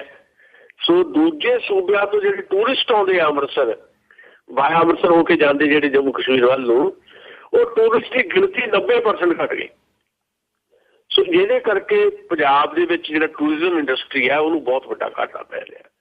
ਕੁਝ ਇਸ ਤਰ੍ਹਾਂ ਦੇ ਜਿਹੜੇ ਨੁਕਸਾਨ ਜਿਹੜੇ ਹੈ ਪੰਜਾਬ ਨੂੰ ਗੁਆਂਢ ਦੇ ਵਿੱਚ ਹੋਣ ਕਰਕੇ, ਜੰਮੂ ਕਸ਼ਮੀਰ ਦੇ ਹੜ੍ਹ ਕਰਕੇ ਜਿਹੜੇ ਹੈ ਉਹ ਫੇਸ ਕਰਨੇ ਪੈ ਰਹੇ ਹੈ ਜੀ। ਜੀ ਤੇ ਹੁਣ ਜਿਹੜੀ ਆਪਾਂ ਅਗਲੀ ਜਿਹੜੀ ਗੱਲਬਾਤ ਆ ਉਹ ਸਿਆਸਤ ਦੇ ਨਾਲ ਜੁੜੀ ਹੁਣ ਕਰਦੇ ਹਾਂ। ਤੇ ਅਗਲੀ ਜਿਹੜੀ ਗੱਲ ਆ ਵੀ ਪੰਜਾਬ ਦੇ ਜਿਹੜੇ ਸ਼੍ਰੋਮਣੀ ਅਕਾਲੀ ਦਲ ਬਾਦਲ ਆ ਉਹਨਾਂ ਨੇ ਹੁਣ ਪੱਕੇ ਤੌਰ ਦੇ ਉੱਤੇ ਐਲਾਨ ਕਰ ਦਿੱਤਾ ਆ ਵੀ ਹਰਿਆਣੇ ਦੇ ਵਿੱਚ ਉਹ ਭਾਜਪਾ ਦੇ ਨਾਲ ਕਿਸੇ ਵੀ ਤਰੀਕੇ ਦਾ ਗੱਠਜੋੜ ਆ ਉਹ ਉੱਥੇ ਨਹੀਂ ਕਰਨਗੇ। ਉਹ ਬਲਕਿ ਚੌਟਾਲੇ ਹੁਣਾਂ ਦੀ ਜਿਹੜੀ ਪਾਰਟੀ ਆ ਉਹਨਾਂ ਦੇ ਨਾਲ ਮਿਲ ਕੇ ਹੀ ਜਿਹੜੀਆਂ ਉੱਥੇ ਇਲੈਕਸ਼ਨ ਲੜੇਗੀ। ਤੇ ਨਾਲ ਸੁਖਬੀਰ ਬਾਦਲ ਹੁਣਾਂ ਦਾ ਬਿਆਨ ਇਹ ਵੀ ਆਇਆ ਆ ਵੀ ਚੌਟਾਲਾ ਹੁਣਾਂ ਦੀ ਪਾਰਟੀ ਤੇ ਅਕਾਲੀ ਦਲ ਆ ਉਹ ਮਿਲ ਕੇ ਉੱਥੇ ਸਰਕਾਰ ਬਣਾਉਣਗੇ। ਹੁਣ ਬਾਦਲ ਸਾਹਿਬ ਦੇ ਉੱਤੇ ਦਬਾਅ ਸੀਗਾ ਇਸ ਕਿਸਮ ਦਾ ਕਿ ਭਾਰਤੀ ਜਨਤਾ ਪਾਰਟੀ ਜਿਹੜੀ ਹੈ ਉਹਦੇ ਨਾਲ ਤਾਲਮੇਲ ਕੀਤਾ ਜਾਏ ਹਰਿਆਣੇ ਦੇ ਵਿੱਚ, ਜਿੱਦਾਂ ਪੰਜਾਬ 'ਚ ਬੀਜੇਪੀ ਦੇ ਨਾਲ ਸ਼੍ਰੋਮਣੀ ਅਕਾਲੀ ਦਲ ਦੀ ਸਾਂਝ ਹੈ, ਜਾਂ ਦਿੱਲੀ ਦੇ ਵਿੱਚ NDA ਦਾ ਪਾਰਟ ਹੈ ਸ਼੍ਰੋਮਣੀ ਅਕਾਲੀ ਦਲ ਜੀ। ਪਰ ਪ੍ਰਕਾਸ਼ ਸਿੰਘ ਬਾਦਲ ਜਿਹੜੇ ਹੈ ਜਾਂ ਸੁਖਬੀਰ ਬਾਦਲ, ਉਹਨਾਂ ਦਾ ਕਾਫੀ ਲੰਮਾ ਸਮੇਂ ਤੋਂ ਇੱਕ ਰਿਸ਼ਤਾ ਬਣਿਆ ਹੋਇਆ ਚੌਟਾਲਾ ਪਰਿਵਾਰ ਦੇ ਨਾਲ, ਚੌਧਰੀ ਦੇਵੀ ਲਾਲ ਦੇ ਹੁੰਦਿਆਂ ਤੋਂ ਪ੍ਰੈਸ਼ਰ ਬਹੁਤ ਰਿਹਾ। ਈਵਨ ਇਹ ਵੀ ਗੱਲ ਆਈ ਕਿ ਪ੍ਰਧਾਨ ਮੰਤਰੀ ਨਰਿੰਦਰ ਮੋਦੀ ਦੇ ਉੱਤੇ BJP ਹਾਈਕਮਾਨ ਜਿਹੜੀ ਹੈ ਉਹ ਗੱਲ ਪਹੁੰਚਾ ਰਹੀ ਹੈ ਤੇ ਉਹਨਾਂ ਨੂੰ ਕਿਹਾ ਜਾਏਗਾ ਕਿ ਬਾਦਲ ਸਾਹਿਬ ਨੂੰ ਮਨਾਇਆ ਜਾਏ, ਬਾਦਲ ਸਾਹਿਬ ਉੱਥੇ ਚੌਟਾਲਿਆਂ ਦੀ ਮਦਦ ਨਾ ਕਰਨ, ਕਿਉਂਕਿ ਉਹਦਾ ਨੁਕਸਾਨ BJP ਨੂੰ ਹੁੰਦਾ ਦਿਖਾਈ ਦੇ ਰਿਹਾ। ਪੰਜਾਬੀ ਭਾਈਚਾਰੇ ਦੀਆਂ ਵੋਟਾਂ ਵੱਡੇ ਪੱਧਰ ਦੇ ਉੱਤੇ BJP ਦੇ ਹੱਥੋਂ ਖਿਸਕ ਸਕਦੀ ਹੈ ਤੇ BJP ਦਾ ਆਪਣਾ ਮੁੱਖ ਮੰਤਰੀ ਬਣਾਉਣ ਦਾ ਸੁਪਨਾ ਹਰਿਆਣੇ ਦੇ ਵਿੱਚ ਉਹਦਾ ਸੁਪਨਾ ਚੁੱਕਣਾ ਦੂਰ ਹੋ ਸਕਦਾ ਹੈ ਜੀ। ਕਾਫੀ ਦਬਾਅ ਸੀਗਾ ਬਾਦਲ ਸਾਹਿਬ ਤੇ, ਪਰ ਬਾਦਲ ਸਾਹਿਬ ਨੇ ਅੱਜ ਬਿਲਕੁਲ ਸਪਸ਼ਟ ਕਰ ਦਿੱਤਾ ਇਹ ਕਹਿ ਕੇ ਵੀ ਹਰਿਆਣੇ 'ਚ ਕਿਸੇ ਵੀ ਕੀਮਤ ਦੇ ਉੱਤੇ ਉਹ BJP ਦਾ ਸਾਥ ਨਹੀਂ ਦੇਣਗੇ। ਉਹਨਾਂ ਨੇ ਸਾਫ਼ ਕਹਿ ਦਿੱਤਾ ਕਿ ਸਾਡਾ ਰਿਸ਼ਤਾ ਓਮ ਪ੍ਰਕਾਸ਼ ਚੌਟਾਲਾ ਦੇ ਪਰਿਵਾਰ ਨਾਲ ਬਹੁਤ ਜ਼ਿਆਦਾ ਪੁਰਾਣਾ ਹੈ ਤੇ ਸ਼੍ਰੋਮਣੀ ਅਕਾਲੀ ਦਲ ਬਾਰ-ਬਾਰ ਆਪਣੇ ਰਿਸ਼ਤੇ ਨਹੀਂ ਬਦਲਦਾ। ਇਹ ਬਾਦਲ ਸਾਹਿਬ ਨੇ ਕਹਿ ਦਿੱਤਾ। ਅਸੀਂ ਇਹਦੇ ਸਿਰਫ ਇੰਨਾ ਕੀ ਕਹਿ ਸਕਦੇ ਹਾਂ, ਤਾਂ ਉਹਨਾਂ ਦਾ ਆਪਣਾ ਅਧਿਕਾਰ ਹੈ ਕਿ ਬਾਦਲ ਸਾਹਿਬ ਨੇ ਹਰਿਆਣੇ ਦੇ ਵਿੱਚ ਆਪਣਾ ਪੋਲੀਟੀਕਲੀ ਕਿਹਦੇ ਨਾਲ ਗੱਠਜੋੜ ਕਰਨਾ ਹੈ, ਇਹ ਉਹਨਾਂ ਦਾ ਅਧਿਕਾਰ ਹੈ। ਇਹਦੇ 'ਚ ਸਾਡਾ ਕੋਈ ਅਧਿਕਾਰ ਨਹੀਂ ਅਸੀਂ ਕਹੀਏ ਵੀ ਬਾਦਲ ਸਾਹਿਬ ਇਹ ਕਿਉਂ ਕਰ ਰਹੇ ਆ। ਪਰ ਜਦੋਂ ਅਸੀਂ ਇੱਕ ਵਿੱਤ ਤੇ ਖੜ ਕੇ ਵੀ ਇੱਕ ਪੋਲੀਟੀਕਲ ਆਬਜ਼ਰਵਰ ਦੇ ਤੌਰ ਤੇ ਦੇਖਦੇ ਹਾਂ ਤਾਂ ਦੋ ਗੱਲਾਂ ਆਉਂਦੀਆਂ ਸਾਡੇ ਸਾਹਮਣੇ। ਨੰਬਰ 1 ਤਾਂ ਗੱਲ ਇਹ ਆਉਂਦੀ ਹੈ ਵੀ ਭਾਰਤੀ ਜਨਤਾ ਪਾਰਟੀ ਦੇ ਨਾਲ ਕਿਸੇ ਵੀ ਕਿਸਮ ਦਾ ਕੋਈ ਵੀ ਰਿਸ਼ਤਾ ਸ਼੍ਰੋਮਣੀ ਅਕਾਲੀ ਦਲ ਦਾ ਜਿਹੜਾ ਆ ਉਹ ਸਿਧਾਂਤਕ ਤੌਰ ਦੇ ਉੱਤੇ ਵਾਜਬ ਨਹੀਂ ਹੈ, ਉਹ ਸਿਧਾਂਤਕ ਤੌਰ ਦੇ ਉੱਤੇ ਗਲਤ ਹੈ। ਉਹ ਸਿਰਫ ਕੁਰਸੀ ਦਾ ਰਿਸ਼ਤਾ ਹੈ, ਹਕੂਮਤ ਦਾ ਰਿਸ਼ਤਾ ਹੈ, ਚਾਹੇ ਦਿੱਲੀ 'ਚ ਹਕੂਮਤ ਹੋਵੇ ਚਾਹੇ ਪੰਜਾਬ 'ਚ ਹਕੂਮਤ ਹੋਵੇ। ਇਸ ਕਰਕੇ ਰਿਸ਼ਤੇ ਨੂੰ ਜਿਹੜਾ ਆ ਇੱਕ ਚੇਤਨ ਕਿਸਮ ਦਾ ਜਿਹੜਾ ਵਰਗ ਆ ਉਹ ਬਿਲਕੁਲ ਵੀ ਠੀਕ ਨਹੀਂ ਸਮਝਦਾ। ਪਰ ਕਿਉਂਕਿ ਮੌਕਾ ਪ੍ਰਸਤੀ ਦੀ ਸਿਆਸਤ ਦਾ ਦੌਰ ਹੈ, ਸੋ ਬਾਦਲ ਸਾਹਿਬ ਨੇ ਜਾਂ ਉਹਨਾਂ ਦੇ ਸ਼੍ਰੋਮਣੀ ਅਕਾਲੀ ਦਲ ਨੇ ਤੇ ਉਧਰ BJP ਨੇ ਵੀ ਪੂਰੀ ਤਰ੍ਹਾਂ ਮੌਕਾ ਪ੍ਰਸਤੀ ਦਿਖਾਉਂਦਿਆਂ ਹੋਇਆ ਸਿਧਾਂਤਕ ਤੌਰ ਦੇ ਉੱਤੇ 100% ਵੱਖਰੇ ਹੋਣ ਦੇ ਬਾਵਜੂਦ ਹਕੂਮਤ ਵਾਸਤੇ ਆਪਣੇ ਰਿਸ਼ਤੇ ਕਾਇਮ ਕੀਤੇ ਹੋਏ ਹੈ। ਜੀ ਜੀ। ਪਰ ਜੇ ਅਸੀਂ ਗੱਠਜੋੜ ਦੇ ਧਰਮ ਦੀ ਗੱਲ ਕਰਨੀ ਹੋਵੇ ਤਾਂ ਗੱਠਜੋੜ ਦਾ ਧਰਮ ਤਾਂ ਇਹੀ ਕਹਿੰਦਾ ਇਹ ਰਿਸ਼ਤਾ ਹੈ। ਤਾਂ ਉਹ ਰਿਸ਼ਤਾ ਇਹ ਕਿੱਦਾਂ ਪੋਸੀਬਿਲਿਟੀ ਹੈ ਕਿ ਤੁਸੀਂ ਉਸ ਰਿਸ਼ਤੇ ਨੂੰ ਦਿੱਲੀ ਛੋੜ ਤਰ੍ਹਾਂ ਨਿਭਾਓ, ਪੰਜਾਬ ਛੋੜ ਤਰ੍ਹਾਂ ਤੇ ਹਰਿਆਣੇ ਛੋੜ ਤਰ੍ਹਾਂ। ਜੀ ਜੀ ਗੱਠਜੋੜ ਦਾ ਧਰਮ ਤਾਂ ਇਹੀ ਕਹਿੰਦਾ ਕਿ ਐਨਡੀਏ ਦਾ ਤੁਸੀਂ ਪਾਰਟ ਹੋ, ਜਿਹੜਾ ਐਨਡੀਏ ਦਾ ਤੁਹਾਡਾ ਸਾਥੀ ਹੈ ਉਹਦੇ ਨਾਲ ਤੁਸੀਂ ਚੱਲੋਗੇ। ਉੱਥੇ ਤੁਸੀਂ ਆਪਣੀਆਂ ਦੋਸਤੀਆਂ ਦੇਖ ਰਹੇ ਹੋ। ਇਹਦਾ ਮਤਲਬ ਰਾਜਨੀਤੀ ਨਹੀਂ ਹੈ ਕੋਈ ਵੀ, ਰਾਜਨੀਤਿਕ ਤੌਰ ਦੇ ਉੱਤੇ ਸਟੈਂਡ ਕੋਈ ਨਹੀਂ ਰਿਹਾ। ਇਹਦਾ ਭਾਵ ਇਹ ਹੈ ਜੇ ਰਾਜਨੀਤਿਕ ਤੌਰ ਤੇ ਸਟੈਂਡ ਹੁੰਦਾ, ਚਾਹੇ ਉਹ ਗਲਤ ਸਟੈਂਡ ਲਿਆ, ਬੀਜੇਪੀ ਦੇ ਨਾਲ ਜਿਹੜਾ ਗੱਠਜੋੜ ਹੈ ਉਹ ਸਿਧਾਂਤਕ ਤੌਰ ਤੇ ਗਲਤ ਹੈ। ਪਰ ਜੇ ਤੁਸੀਂ ਰਾਜਨੀਤੀ ਦੇ ਵਿੱਚ ਮੌਕਾਪ੍ਰਸਤੀ ਦਿਖਾਈ ਹੈ ਤੇ ਉਹ ਮੌਕਾਪ੍ਰਸਤੀ ਦਾ ਗੱਠਜੋੜ ਹੈ, ਫਿਰ ਉਹ ਗੱਠਜੋੜ ਦਾ ਸਮਝਾਓ। ਉਸ ਮੌਕਾਪ੍ਰਸਤੀ ਤੋਂ ਵੀ ਅਗਲੀ ਮੌਕਾਪ੍ਰਸਤੀ ਇਹ ਵੀ ਹਾਂ ਹਰਿਆਣੇ ਤੋਂ ਹੀ ਚੁਟਾਲਿਆਂ ਦਾ ਸਾਥ ਦੇਵਾਂਗੇ ਜੀ। ਸੋ ਮੈਂ ਸਮਝਦਾ ਹੈ ਕਿ ਇਹ ਗੱਠਜੋੜ ਦਾ ਧਰਮ ਨਹੀਂ ਹੈ। ਗੱਠਜੋੜ ਹੁੰਦਾ ਪਹਿਲੀ ਗੱਲ ਤਾਂ ਬੀਜੇਪੀ ਦੇ ਨਾਲ, ਬਾਦਲਾਂ ਨੂੰ ਖਾਸ ਤੌਰ ਤੇ ਸ਼੍ਰੋਮਣੀ ਅਕਾਲੀ ਦਲ ਨੂੰ ਸੂਬਿਆਂ ਨੂੰ ਇਹ ਅਧਿਕਾਰਾਂ ਦੀ ਲੜਾਈ ਲੜਨ ਦਾ ਜਿਹੜਾ ਝੰਡਾ ਬਰਦਾਰ ਆਪਣੇ ਆਪ ਨੂੰ ਕਹਿੰਦੇ ਆ, ਉਸ ਮੁਤਾਬਕ ਆਪਣਾ ਬਿਹੇਵ ਵੀ ਕਰਨਾ ਚਾਹੀਦਾ, ਆਪਣਾ ਵਿਹਾਰ ਵੀ ਉੱਦਾਂ ਕਰਨਾ ਚਾਹੀਦਾ। ਪੰਜਾਬ ਦੇ ਵਿੱਚ ਕਿਸੇ ਵੀ ਕਿਸਮ ਦਾ ਜਿਹੜਾ ਇਸ ਤਰ੍ਹਾਂ ਦਾ ਵਿਹਾਰ ਸ਼੍ਰੋਮਣੀ ਅਕਾਲੀ ਦਲ ਦੇ ਵਿੱਚੋਂ ਨਜ਼ਰ ਨਹੀਂ ਆ ਰਿਹਾ, ਜਿਹੜਾ ਘੱਟੋ ਘੱਟ ਸ਼੍ਰੋਮਣੀ ਅਕਾਲੀ ਦਲ ਵਰਗੀ ਜਿਹੜੀ ਖੇਤਰੀ ਅਧਿਕਾਰਾਂ ਵਾਸਤੇ ਲੜਨ ਵਾਲੀ ਪਾਰਟੀ ਹੈ ਉਹਦੇ ਵਾਸਤੇ ਕੋਈ ਬਹੁਤੀ ਚੰਗੀ ਗੱਲ ਨਹੀਂ ਹੈ। ਜੀ ਤਾਂ ਗੱਲ ਜਿਹੜੀ ਆਪਾਂ ਇਹਨਾਂ ਦੀ ਹੀ ਜਿਹੜੀ ਅੱਗੇ ਤੋਰਦੇ ਹਾਂ ਅਕਾਲੀ ਦਲ ਤੇ ਭਾਜਪਾ ਨੂੰ ਲੈ ਕੇ ਪੰਜਾਬ ਦੇ ਵਿੱਚ, ਅਤੇ ਇਸ ਚੀਜ਼ ਨੂੰ ਲੈ ਕੇ ਦਰਾਰਾਂ ਜਿਹੜੀਆਂ ਉਹ ਕਾਫੀ ਜਿਹੜੀਆਂ ਵੱਧ ਸਕਦੀਆਂ ਆ। ਤੇ ਕਿਉਂਕਿ ਹੁਣ ਨਗਰ ਨਿਗਮ ਦੀਆਂ ਜਿਹੜੀਆਂ ਚੋਣਾਂ ਆ ਉਹ ਵੀ ਨਜ਼ਦੀਕ ਆ, ਉਹ ਵੀ ਆਉਣ ਜਾ ਰਹੀਆਂ ਆ। ਉਸ ਨੂੰ ਲੈ ਕੇ ਬੀਜੇਪੀ ਨੇ ਇਸ ਤਰੀਕੇ ਦੇ ਨਾਲ ਜਿਹੜੇ ਆਪਣੇ ਅੱਜ ਬਿਆਨ ਜਾਰੀ ਕੀਤੇ ਆ ਵੀ ਅਸੀਂ ਆਪਣੀ ਮਰਜ਼ੀ ਦੇ ਹਿਸਾਬ ਦੇ ਨਾਲ ਦੇਖਾਂਗੇ ਕਿੱਥੇ ਕਿਹੜੀ ਸੀਟ ਕਿਹਨੂੰ ਦੇਣੀ ਆ। ਉਹਨਾਂ ਦੇ ਹੁਣ ਜਿਹੜੇ ਅਕਾਲੀ ਦਲ ਦੇ ਦਬਾਅ ਹੇਠ ਜਿਹੜੇ ਉਹ ਨਜ਼ਰ ਨਹੀਂ ਆ ਰਹੇ। ਕੀ ਹੈਗਾ ਇਸ ਪੂਰੀ ਖਬਰ ਦੇ ਪਿੱਛੇ? ਦੇਖੋ ਰਿਸ਼ਤੇ ਤਾਂ ਭਾਰਤੀ ਜਨਤਾ ਪਾਰਟੀ ਤੇ ਸ਼੍ਰੋਮਣੀ ਅਕਾਲੀ ਦਲ ਦੇ ਹੁਣ ਅੱਜ ਕੱਲ੍ਹ ਥੋੜੇ ਦਰਕਦੇ ਹੋਏ ਦਿਖਾਈ ਦੇ ਰਹੇ ਹੈ। ਸਾਡੀ ਧਾਰਨਾ ਕਾਫੀ ਦੇਰ ਤੋਂ ਬਣੀ ਹੁੰਦੀ ਹੈ, ਹਾਲੇ ਵੀ ਮੈਂ ਭਾਵੇਂ ਉਸੇ ਧਾਰਨਾ ਤੇ ਕਾਇਮ ਹੈ ਵੀ ਪੰਜਾਬ ਦੇ ਵਿੱਚ ਅਕਾਲੀ ਦਲ ਨੂੰ ਬੀਜੇਪੀ ਦੀ ਤੇ ਬੀਜੇਪੀ ਨੂੰ ਅਕਾਲੀ ਦਲ ਦੀ ਜ਼ਰੂਰਤ ਹੈ ਅੱਜ ਦੇ ਪੋਲੀਟੀਕਲ ਸਿਨੈਰੀਓ ਦੇ ਵਿੱਚ। ਇਸ ਕਰਕੇ ਗੈਰ ਸਿਧਾਂਤਕ ਹੀ ਸਹੀ, ਮੌਕਾ ਪ੍ਰਸਤੀ ਹੀ ਸਹੀ, ਪਰ ਇਹਨਾਂ ਦਾ ਰਿਸ਼ਤਾ 2017 ਦੇ ਵਿਧਾਨ ਸਭਾ ਚੋਣਾਂ ਤੱਕ ਵੀ ਖੱਟੇ ਮਿੱਠੇ ਜਿਹੜੇ ਮਾੜੇ ਮੋਟੇ ਝਗੜੇ ਆ ਉਹਨਾਂ ਦੇ ਚੱਲਦਿਆਂ ਨਿਭਦਾ ਰਹੇਗਾ, ਕਿਉਂਕਿ ਲੋੜ ਹੈ। ਜੀ ਜੀ। ਅੱਜ ਭਾਰਤੀ ਜਨਤਾ ਪਾਰਟੀ ਜੇ ਇਕੱਲੀ ਚੋਣ ਲੜੇ ਪੰਜਾਬ ਦੇ ਵਿੱਚ ਤੇ ਮੇਰਾ ਨਹੀਂ ਖਿਆਲ ਵੀ ਇੱਕ ਵੀ ਲੋਕ ਸਭਾ ਦੀ ਸੀਟ ਜਿੱਤ ਸਕੇ ਤੇ ਇੱਕ ਵੀ ਵਿਧਾਨ ਸਭਾ ਦੀ ਸੀਟ ਉਹ ਇਕੱਲਿਆਂ ਤੌਰ ਤੇ ਜਿੱਤ ਸਕੇ। ਤੇ ਸ਼੍ਰੋਮਣੀ ਅਕਾਲੀ ਦਲ ਵੀ ਜੇ ਇਕੱਲਾ ਚੋਣ ਲੜਦਾ ਪੰਜਾਬ ਦੇ ਵਿੱਚ ਵਿਧਾਨ ਸਭਾ ਦੇ ਵਿੱਚ ਤੇ ਸ਼੍ਰੋਮਣੀ ਅਕਾਲੀ ਦਲ ਸੁਪਨਾ ਲੈਣਾ ਛੱਡ ਦੇ ਕਿ ਉਹ ਸੱਤਾ ਤੇ ਦੁਬਾਰਾ ਕਦੀ ਆ ਸਕਦਾ ਹੈ। ਇਸ ਕਰਕੇ ਜਿਹੜੀ ਹਕੂਮਤ ਦੀ ਰਾਜਨੀਤੀ ਹੈ ਉਹਦੇ ਚ ਇਹਨਾਂ ਨੂੰ ਇੱਕ ਦੂਜੇ ਦੀ ਲੋੜ ਹੈ। ਪਰ ਅੱਜ ਕੱਲ੍ਹ ਜਿੱਦਾਂ ਭਾਰਤੀ ਜਨਤਾ ਪਾਰਟੀ ਨੂੰ ਭਰਮ ਪੈਦਾ ਹੋ ਗਿਆ ਵੀ 272 ਪਲੱਸ ਦੀ ਗੱਲ ਆਪਾਂ ਅੱਗੇ ਵੀ ਕੀਤੀ ਹੈ, ਉਸ ਭਰਮ ਦਾ ਸ਼ਿਕਾਰ ਹੋ ਕੇ ਭਾਰਤੀ ਜਨਤਾ ਪਾਰਟੀ ਵੱਖ-ਵੱਖ ਸੂਬਿਆਂ ਦੇ ਵਿੱਚ ਆਪਾਂ ਆਪਣੇ ਮੁੱਖ ਮੰਤਰੀ ਬਣਾਉਣ ਦੀ ਜਿਹੜੀ ਕੋਸ਼ਿਸ਼ ਦੇ ਵਿੱਚ ਇਕੱਲਿਆਂ ਤੌਰ ਦੇ ਉੱਤੇ ਮੈਦਾਨ 'ਚ ਉਤਰ ਰਹੀ ਹੈ। ਹਰਿਆਣੇ 'ਚ ਵੀ, ਜੰਮੂ ਕਸ਼ਮੀਰ 'ਚ ਵੀ ਇਹਦਾ ਜ਼ਿਕਰ ਅਸੀਂ ਪਿਛਲੀ ਵਾਰ ਕੀਤਾ ਸੀ ਤੇ ਪੰਜਾਬ ਦੇ ਵਿੱਚ ਵੀ ਇੱਦਾਂ ਦੀ ਉਹ ਹਾਲਾਤ ਜਿਹੜੇ ਕ੍ਰੀਏਟ ਕਰਨਾ ਚਾਹੁੰਦੀ ਹੈ ਜੀ। ਤੇ ਇਸੇ ਕਰਕੇ ਕਮਲ ਸ਼ਰਮਾ ਜਿਹੜੇ ਹੈ ਉਹ ਇੱਕ ਤਾਂ ਪੰਜਾਬ ਬੀਜੇਪੀ ਦੇ ਪ੍ਰੈਜ਼ੀਡੈਂਟ ਹੈ ਤੇ ਦੂਜਾ ਆ ਵੀ ਉਹ ਜਿਸ ਤਰ੍ਹਾਂ ਦੀ ਬਿਆਨਬਾਜ਼ੀ ਉਹਨਾਂ ਦੀ ਆਈ ਹੈ ਤਾਂ ਜਾਂ ਪਿੱਛੇ ਜਿਹੜੇ ਉਹਨਾਂ ਦੀ ਲੀਡਰਸ਼ਿਪ ਜਿਹੜੀ ਹੈ ਪੰਜਾਬ ਲੈਵਲ ਦੀ ਉਹਨਾਂ ਦੇ ਜਿਹੜੇ ਬਿਆਨ ਆਉਂਦੇ ਰਹੇ ਹੈ ਗੱਠਜੋੜ ਬਾਰੇ ਤੇ ਉਹਦੇ ਤੋਂ ਇਹ ਸੰਭਾਵਨਾ ਤਲਾਸ਼ੀ ਜਾ ਸਕਦੀ ਹੈ ਵੀ ਸ਼ਾਇਦ ਬੀਜੇਪੀ ਇੱਕ ਕਦਮ ਅੱਗੇ ਵਧਾ ਰਹੀ ਹੈ। ਕੱਲ੍ਹ ਨੂੰ ਜੇ ਇਕੱਲਿਆਂ ਚੋਣ ਲੜਨੀ ਪਈ ਤਾਂ ਉਹ ਲੜਨਗੇ। ਇਸੇ ਕਰਕੇ ਨਗਰ ਨਿਗਮ ਦੀਆਂ ਚੋਣਾਂ ਦੇ ਵਿੱਚ ਪ੍ਰੈਸ਼ਰ ਦਿਖਾਈ ਦੇ ਰਿਹਾ ਹੈ। ਉਹਨਾਂ ਨੇ ਅਕਾਲੀਅਤ ਤੇ ਦਬਾਅ ਬਣਾ ਦਿੱਤਾ ਹੈ ਇਹ ਕਹਿ ਕੇ ਕਿ ਸੀਟਾਂ ਦੀ ਜਿਹੜੀ ਐਡਜਸਟਮੈਂਟ ਹੈ ਸਾਡੇ ਮੁਤਾਬਕ ਹੋਏਗੀ। ਨਗਰ ਨਿਗਮ ਕਿਉਂਕਿ ਸ਼ਹਿਰਾਂ ਦੇ ਵਿੱਚ ਭਾਰਤੀ ਜਨਤਾ ਪਾਰਟੀ ਜਿਹੜੀ ਉਹ ਜ਼ਿਆਦਾ ਅਸਰਅੰਦਾਜ਼ ਸਮਝਦੀ ਆਪਣੇ ਆਪ ਨੂੰ ਅਕਾਲੀ ਦਲ ਦੇ ਨਾਲੋਂ। ਪਰ ਅਕਾਲੀ ਦਲ ਨੇ ਜਿੱਦਾਂ ਨਵਾਂ ਆਪਣਾ ਜਥੇਬੰਦਕ ਢਾਂਚਾ ਐਲਾਨਿਆ ਉਹਦੇ ਵਿੱਚ ਜਿੱਦਾਂ ਸ਼ਹਿਰੀ ਜਿਹੜੇ ਹਿੰਦੂ ਆ ਉਹਨਾਂ ਨੂੰ ਸ਼ਹਿਰੀ ਜਥੇਦਾਰ ਥਾਪਿਆ। ਪਹਿਲੀ ਵਾਰ ਏਦਾਂ ਹੋਇਆ ਵੀ ਹਿੰਦੂ ਜਿਹੜੇ ਆਗੂ ਸੀ ਉਹਨਾਂ ਨੂੰ ਜਥੇਦਾਰ ਥਾਪਿਆ ਗਿਆ, ਸਰਕਲ ਦਾ ਜਥੇਦਾਰ, ਸ਼ਹਿਰੀ ਜਥੇਦਾਰ। ਉਹਦੇ ਤੋਂ ਲੱਗਦਾ ਹੈ ਕਿ ਉਹ ਵੀ ਹਿੰਦੂ ਜਿਹੜਾ ਕਮਿਊਨਿਟੀ ਹੈ ਉਹਦੇ ਵਿੱਚ ਅਕਾਲੀ ਦਲ ਜਿਹੜਾ ਬਹੁਤ ਵੱਡੇ ਪੱਧਰ ਦੇ ਉੱਤੇ ਆਪਣੀਆਂ ਜੜ੍ਹਾਂ ਜਮਾ ਰਿਹਾ। ਸੋ ਇਹਨਾਂ ਦਾ ਟਕਰਾਅ ਆਉਣ ਵਾਲੇ ਦਿਨਾਂ ਦੇ ਵਿੱਚ ਨਗਰ ਨਿਗਮ ਦੀਆਂ ਚੋਣਾਂ ਦੇ ਦੌਰਾਨ ਦੇਖਣਾ ਜਿਹੜਾ ਬਹੁਤ ਦਿਲਚਸਪ ਰਹੇਗਾ ਕਿ ਉਹ ਟਕਰਾਅ ਜਿਹੜਾ ਬਹੁਤ ਵੱਡੀ ਦਰਾਰ ਦੇ ਵਿੱਚ ਤਬਦੀਲ ਹੋ ਜਾਏਗਾ। ਇਹਨੂੰ ਹੁਣ ਤੋਂ ਇਹਦੀ ਭਵਿੱਖਬਾਣੀ ਕਰਨੀ ਜਿਹੜੀ ਹੈ ਮੇਰੇ ਖਿਆਲ 'ਚ ਠੀਕ ਨਹੀਂ ਹੈ ਜੀ। ਅਤੇ ਨਾਲ ਹੀ ਸੁਖਬੀਰ ਬਾਦਲ ਹੋਣਾ ਨੇ ਇਹ ਵੀ ਕਿਹਾ ਵੀ ਜਿਹੜੇ ਕੁਛ 5 ਕੇ 6 ਜਿਹੜੇ ਕਾਂਗਰਸੀ ਆ ਉਹ ਜਿਹੜੇ ਇਹਨਾਂ ਦੇ ਵਿੱਚ ਹੋਰ ਜੁੜਨ ਜਾ ਰਹੇ ਆ। ਇਹ ਕੁਛ ਹੈ ਖਬਰ ਜੀ, ਕੌਣ ਕੌਣ ਜਿਹੜਾ ਆ ਸਕਦਾ? ਦੇਖੋ ਇਸ ਕਰਕੇ ਆ ਤੇ ਪਿਛਲੀ ਵਾਰੀ ਵੀ ਇਹ ਕੋਸ਼ਿਸ਼ ਕੀਤੀ ਸੀ ਉਹਨਾਂ ਨੇ, ਸੁਖਬੀਰ ਬਾਦਲ ਨੇ, ਵੀ ਘੱਟੋ ਘੱਟ ਜਿਹੜੀ ਆ ਕਾਂਗਰਸੀ MLA ਤੋੜ ਕੇ ਉਹਨਾਂ ਨੂੰ ਰਿਜ਼ਾਈਨ ਦਵਾ ਕੇ ਫਿਰ ਤੋਂ ਚੋਣ ਕਰਾ ਕੇ ਉਹਨਾਂ ਨੂੰ ਜਿਤਾ ਕੇ ਇਸ ਦਾ ਮਾਹੌਲ ਬਣਾ ਲਿਆ ਜਾਏ ਕਿ ਜਿਹੜਾ BJP ਉਹਦੀਆਂ ਵਿਸਾਖੀਆਂ ਦੀ ਸਾਨੂੰ ਲੋੜ ਨਾ ਪਵੇ ਜੀ। ਹੁਣ ਇੱਕ MLA ਦੀ ਘਾਟ ਹੈ ਸ਼੍ਰੋਮਣੀ ਅਕਾਲੀ ਦਲ ਨੂੰ, ਇਸ ਕਰਕੇ ਇੱਕ MLA ਦੀ ਜਿਹੜੀ ਮਦਦ ਹੈ ਸਰਕਾਰ ਚਲਾਉਣ ਵਾਸਤੇ BJP ਦੇ ਉੱਤੇ ਨਿਰਭਰ ਰਹਿਣਾ ਪੈ ਰਿਹਾ ਅਕਾਲੀ ਦਲ ਨੂੰ। ਅਕਾਲੀ ਦਲ ਅਸਲ ਦੇ ਵਿੱਚ ਸੁਖਬੀਰ ਸਿੰਘ ਬਾਦਲ ਦੀ ਇਹ ਸਮਝ ਹੈ ਵੀ BJP ਦੀਆਂ ਵਿਸਾਖੀਆਂ ਦੀ ਉਹਨੂੰ ਲੋੜ ਨਾ ਪਵੇ, BJP ਰਵੇ ਸਰਕਾਰ ਦੇ ਵਿੱਚ ਕੋਈ ਗੱਲ ਨਹੀਂ, ਪਰ BJP ਜੀ ਦਾ ਦਬਾਅ ਪਾਉਂਦੀ ਹੈ ਸਾਡੇ ਤੇ, ਉਹ ਦਬਾਅ ਪਾਉਣ ਜੋਗੀ ਨਾ ਰਵੇ। ਉਹਦੇ ਲਈ ਸੁਖਬੀਰ ਸਿੰਘ ਬਾਦਲ ਦੀ ਕੋਸ਼ਿਸ਼ ਹੈ ਕਿ ਆਪਣਾ ਬਹੁਮਤ ਜਿਹੜਾ ਪੂਰਾ ਕੀਤਾ ਜਾਏ। ਉਹਦੇ ਵਾਸਤੇ ਜੋਗਿੰਦਰਪਾਲ ਜੈਨ ਨੂੰ ਪਹਿਲਾਂ ਮੋਗੇ ਤੋਂ ਰਿਜ਼ਾਈਨ ਕਰਾ ਕੇ ਫਿਰ ਤੋਂ ਚੋਣ ਲੜਾਈ ਗਈ ਤੇ ਅਕਾਲੀ ਦਲ ਦੀ ਟਿਕਟ ਤੇ ਜਿਤਾਇਆ ਗਿਆ। ਹੁਣ ਜੀਤਵਿੰਦਰ ਸਿੱਧੂ ਨੂੰ ਜਿਹੜਾ ਆ ਪਹਿਲਾਂ ਕਾਂਗਰਸੀ MLA-ਸ਼ਿਪ ਤੋਂ ਰਿਜ਼ਾਈਨ ਕਰਵਾਇਆ ਗਿਆ, ਫਿਰ ਅਕਾਲੀ ਦਲ ਦੀ ਟਿਕਟ ਤੇ ਜਿਤਾਇਆ ਗਿਆ।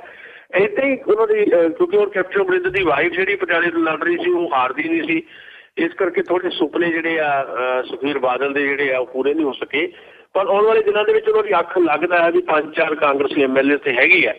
ਉਹਨਾਂ ਨੇ ਕਿਹਾ ਵੀ ਹੈ ਕਿ ਮੈਂ ਸਹੀ ਟਾਈਮਿੰਗ ਦੀ ਤਲਾਸ਼ ਦੇ ਵਿੱਚ ਹੈ, ਕੋਈ ਟਾਈਮਿੰਗ ਜਿਹੜੀ ਆ ਕੋਈ ਸ਼ਾਇਦ ਇੱਦਾਂ ਦੀ ਲੱਭੀ ਜਾਏਗੀ ਤੇ 5-4 ਭਾਵੇਂ ਨਹੀਂ ਇੱਕ ਤਾਂ ਹੋਰ MLA ਪੱਟ ਕੇ ਕਾਂਗਰਸ ਦਾ ਉਹਨਾਂ ਨੂੰ ਰਿਜ਼ਾਈਨ ਦਵਾ ਕੇ ਤੇ ਫਿਰ ਉਹਨੂੰ ਚੋਣ ਲੜਾ ਕੇ ਆਪਣੀ ਸਰਕਾਰ ਦਾ ਅਕਾਲੀ ਦਲ ਦਾ ਮੁਕੰਮਲ ਬਹੁਮਤ ਜਿਹੜਾ ਬਣਾਉਣ ਦੀ ਕੋਸ਼ਿਸ਼ ਹੈ ਸੁਖਬੀਰ ਬਾਦਲ ਦੀ। ਪਰ ਅਸੀਂ ਇਹਦੇ ਤੇ ਵੀ ਥੋੜੀ ਜਿਹੀ ਨੁਕਤਾਚੀਨ ਹੈ ਇਸ ਕਰਕੇ ਕਿ ਇਹ ਕੋਈ ਰਾਜਨੀਤੀ ਨਹੀਂ, ਇਹ ਕੋਈ ਸਿਹਤਮੰਦ ਹੈਲਦੀ ਕਿਸਮ ਦੀ ਪੋਲਿਟਿਕਸ ਨਹੀਂ ਹੈ ਜੀ। ਜੀ ਸੁਖਬੀਰ ਸਿੰਘ ਬਾਦਲ ਹੋਰੀ ਜਿਹੜੀ ਰਾਜਨੀਤੀ ਕਰ ਰਹੇ ਨੇ, ਇਸ ਰਾਜਨੀਤੀ ਨੂੰ ਕਿਸੇ ਵੀ ਕੀਮਤ ਦੇ ਉੱਤੇ ਚੰਗਾ ਨਹੀਂ ਕਿਹਾ ਜਾ ਸਕਦਾ। ਇਹ ਜੋੜ ਤੋੜ ਦੀ ਰਾਜਨੀਤੀ ਆ, ਕਿਸੇ ਤੇ ਦੋਸ਼ ਤੁਸੀਂ ਲਾਉਂਦੇ ਆ ਫਲਾਣੀ ਪਾਰਟੀ ਜਿਹੜੀ ਆ ਉਹ ਜੋੜ ਤੋੜ ਕਰਦੀ ਆ, ਖਰੀਦੋ ਫਰੋਖਤ ਕਰਦੀ ਆ, ਆਪ ਤੁਸੀਂ ਖਰੀਦੋ ਫਰੋਖਤ ਕਰ ਰਹੇ ਹੋ ਤੇ ਓਪਨਲੀ ਕਰ ਰਹੇ ਹੋ, ਦਿਖਾਈ ਦੇ ਰਿਹਾ। ਇਸ ਕਰਕੇ ਮੈਂ ਸਮਝਦਾ ਕਿ ਸ਼੍ਰੋਮਣੀ ਅਕਾਲੀ ਦਲ ਦੀਆਂ ਜਿਹੜੀਆਂ ਪਰੰਪਰਾਵਾਂ ਹੈ ਉਹ ਪਰੰਪਰਾਵਾਂ ਜਿਹੜੀਆਂ ਪੁਰਾਣੀ ਅਕਾਲੀ ਲਹਿਰ ਦੀਆਂ ਹੈਗੀਆਂ ਉਹਨਾਂ ਪਰੰਪਰਾਵਾਂ ਦੇ ਨਾਲ ਇੱਕ ਕਿਸਮ ਦਾ ਧੋਖਾ ਅੱਜ ਦੀ ਅਕਾਲੀ ਲੀਡਰਸ਼ਿਪ ਕਰ ਰਹੀ ਹੈ। ਜੀ ਜੀ ਜੀ ਤੇ ਆਪਣੀ ਗੱਲਬਾਤ ਦਾ ਸਿਲਸਿਲਾ ਅੱਗੇ ਵਧਾਉਂਦੇ। ਅਗਲੀ ਗੱਲ ਜਿਹੜੀ ਆਪਾਂ ਉਹ ਕਰਦੇ ਹਾਂ, ਜਿਹੜੇ ਆ ਬਾਦਲ ਹੁਣੀ ਆ ਉਹਨਾਂ ਨੇ ਜਿਹੜਾ ਕਿਹਾ, ਪ੍ਰਕਾਸ਼ ਬਾਦਲ ਹੁਣਾਂ ਨੇ ਕਿਹਾ ਵੀ ਪੰਜਾਬ ਨੂੰ ਜਿਹੜਾ ਪੈਕੇਜ ਆ ਆਰਥਿਕ ਸਹਾਇਤਾ ਆ ਉਹ ਜਿਹੜੀ ਆ ਚਾਹੀਦੀ ਆ। ਤੇ ਇੱਕ ਪਾਸੇ ਜਿਹੜਾ ਉਹਨਾਂ ਨੇ ਇਹ ਵੀ ਨਾਲ ਕਿਹਾ ਵੀ ਉਹ ਨਰਿੰਦਰ ਮੋਦੀ ਹੁਣਾਂ ਨੂੰ ਉਹ ਮਿਲਣਗੇ ਇਸ ਜਿਹੜੀ ਆ ਸਹਾਇਤਾ ਦੇ ਲਈ। ਦੂਜੇ ਪਾਸੇ ਜਦ ਉਹਨਾਂ ਨੂੰ ਇਹ ਪੁੱਛਿਆ ਗਿਆ ਤਾਂ ਉਹਨਾਂ ਨੇ ਕਿਹਾ ਵੀ ਸਾਨੂੰ ਜਿਹੜੀ ਆ ਕੇਂਦਰ ਆ ਉਸਨੇ ਨਾ ਜਿਹੜੀ ਆ ਨਹੀਂ ਕੀਤੀ। ਤੇ ਫਿਰ ਹੁਣ ਸਵਾਲ ਇਹ ਸਾਹਮਣੇ ਆਉਂਦਾ ਆ ਵੀ ਜੇ ਉਹਨਾਂ ਨੇ ਨਾ ਨਹੀਂ ਕੀਤੀ ਤੇ ਹੁਣ ਮੁੜ ਕੇ ਦੁਬਾਰਾ ਜਿਹੜਾ ਆ ਕਿਹੜੀ ਸਹਾਇਤਾ ਉਹ ਮੰਗਣ ਜਾ ਰਹੇ ਆ ਜੇ ਪਹਿਲੀ ਵਾਰੀ ਮੰਗਿਆ ਮਿਲ ਗਈ ਸੀ।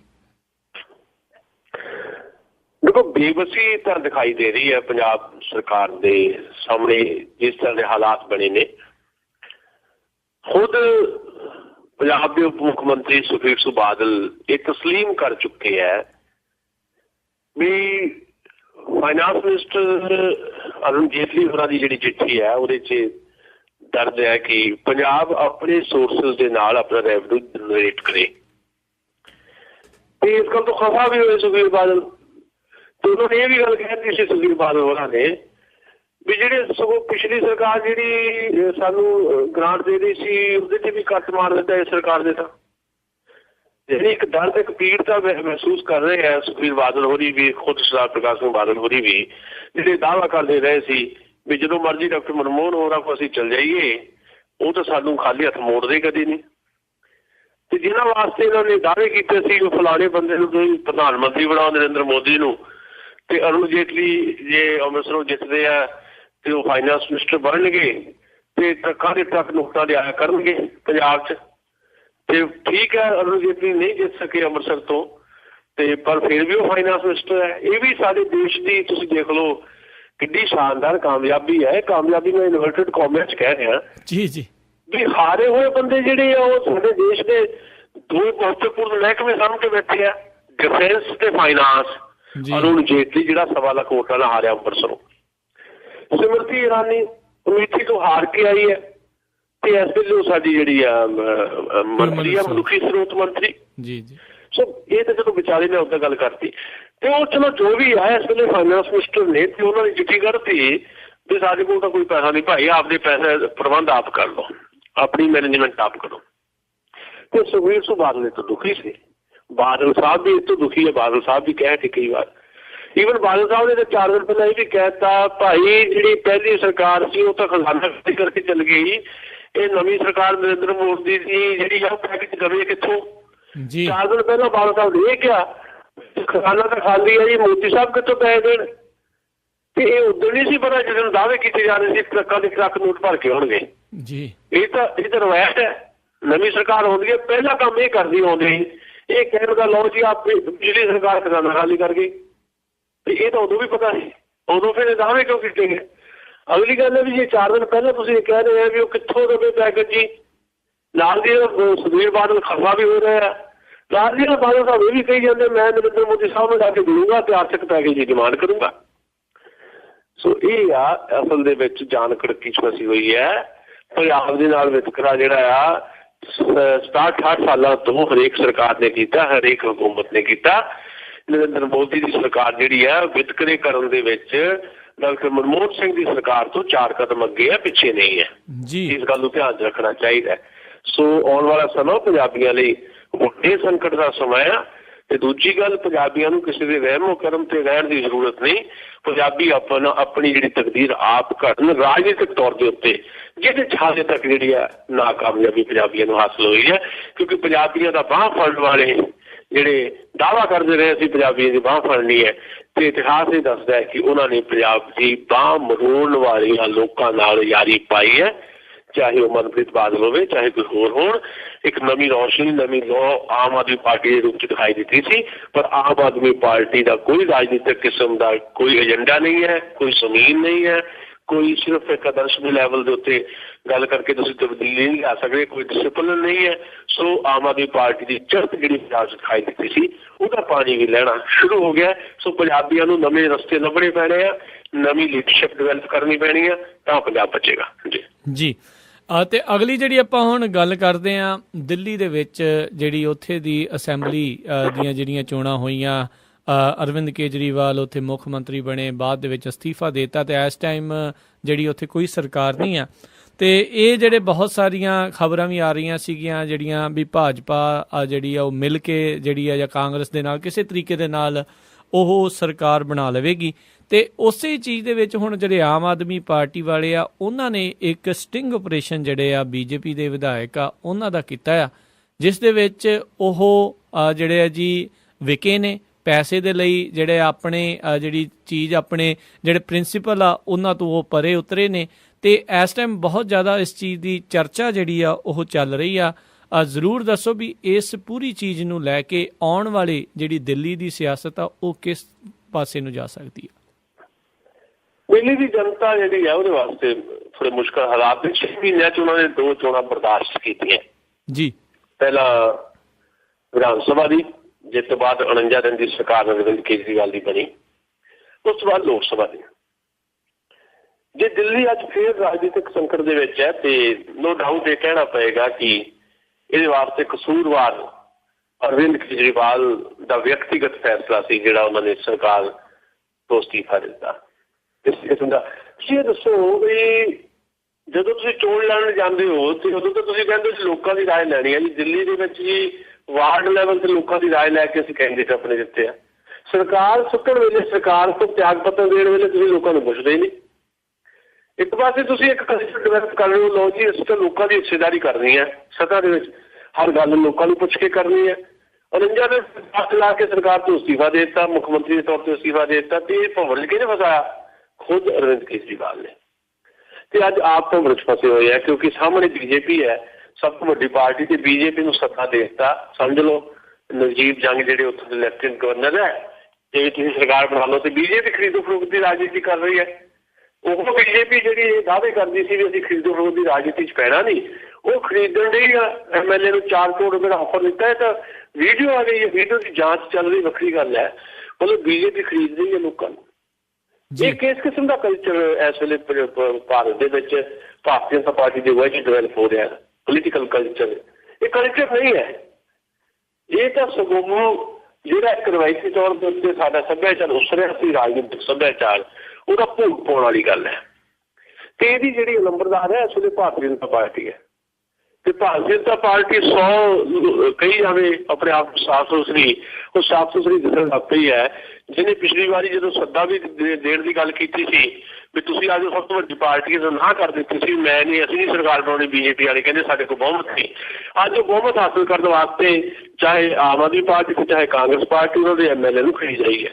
ਤੇ ਜਿਹੜੇ ਇਸ ਮੰਡੀ ਦੇ ਵਿੱਚ ਖਰੀਦੇ ਜਾਣਗੇ ਉਹਨਾਂ ਦੀ ਰਾਜਨੀਤਿਕ ਔਕਾਤ ਕੀ ਰਹੇਗੀ ਜੀ, ਤੇ ਉਹਨਾਂ ਦੀ ਰਾਜਨੀਤਿਕ ਹਸਤੀ ਵੀ ਕੀ ਰਹੇਗੀ।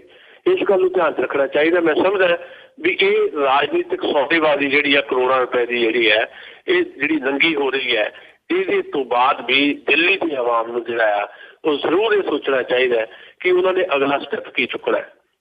ਲੋਕ ਤਾਂ ਰਿਐਕਟ ਕਰਦੇ ਆ, ਉਹਨਾਂ ਕੋਲ ਇੱਕੋ ਇੱਕ ਦਿਨ ਹੈ, ਇੱਕੋ ਇੱਕ ਹਥਿਆਰ ਹੈ ਵੋਟ ਦਾ, ਤੇ ਉਹਨਾਂ ਨੂੰ ਅਗਲੀ ਵਾਰ ਰਿਐਕਟ ਕਰਨਾ ਚਾਹੀਦਾ ਇਸ ਢੰਗ ਦੇ ਨਾਲ ਤਾਂ ਜੋ ਲੋਕਾਂ ਦੀ ਸਰਕਾਰ ਉੱਤੇ ਬਣੇ। ਤੇ ਜਿਹੜੇ ਲੋਕਾਂ ਨੇ ਸਰਕਾਰ ਨੂੰ ਛੱਡਿਆ ਸੀ, ਜੇ ਉਹਨਾਂ ਨੂੰ ਫਿਰ ਤੋਂ ਸਰਕਾਰ 'ਚ ਲੈ ਕੇ ਆਉਣਾ ਤੇ ਉਹਨਾਂ ਤੋਂ ਪਹਿਲਾਂ ਜਵਾਬ ਦਲ ਵੀ ਕੀਤੀ ਜਾਵੇ ਲੋਕ ਸੱਥ ਦੇ ਵਿੱਚ ਹੀ ਵੀ ਤੁਹਾਨੂੰ ਤਾਂ ਸਰਕਾਰ ਬਣਾਉਣ ਦਾ ਅਸੀਂ ਫਤਵਾ ਦਿੱਤਾ ਸੀ, ਤੁਸੀਂ ਸਰਕਾਰ ਛੱਡ ਕੇ ਕਿਉਂ ਆ ਗਏ, ਹੁਣ ਫਿਰ ਸਾਡੇ ਕੋਲ ਜੇ ਆਏ ਆ ਤਾਂ ਪਹਿਲਾਂ ਆਪਣੇ ਆਪ ਨੂੰ ਦੋਸਤ ਕਰ ਲਓ, ਪਹਿਲਾਂ ਆਪਣੀ ਰਾਜਨੀਤਿਕ ਜਿਹੜੀ ਜ਼ਮੀਨ ਜਿਹੜੀ ਉਹਨੂੰ ਪੱਕੇ ਪੈਣੀ ਕਰ ਲਓ।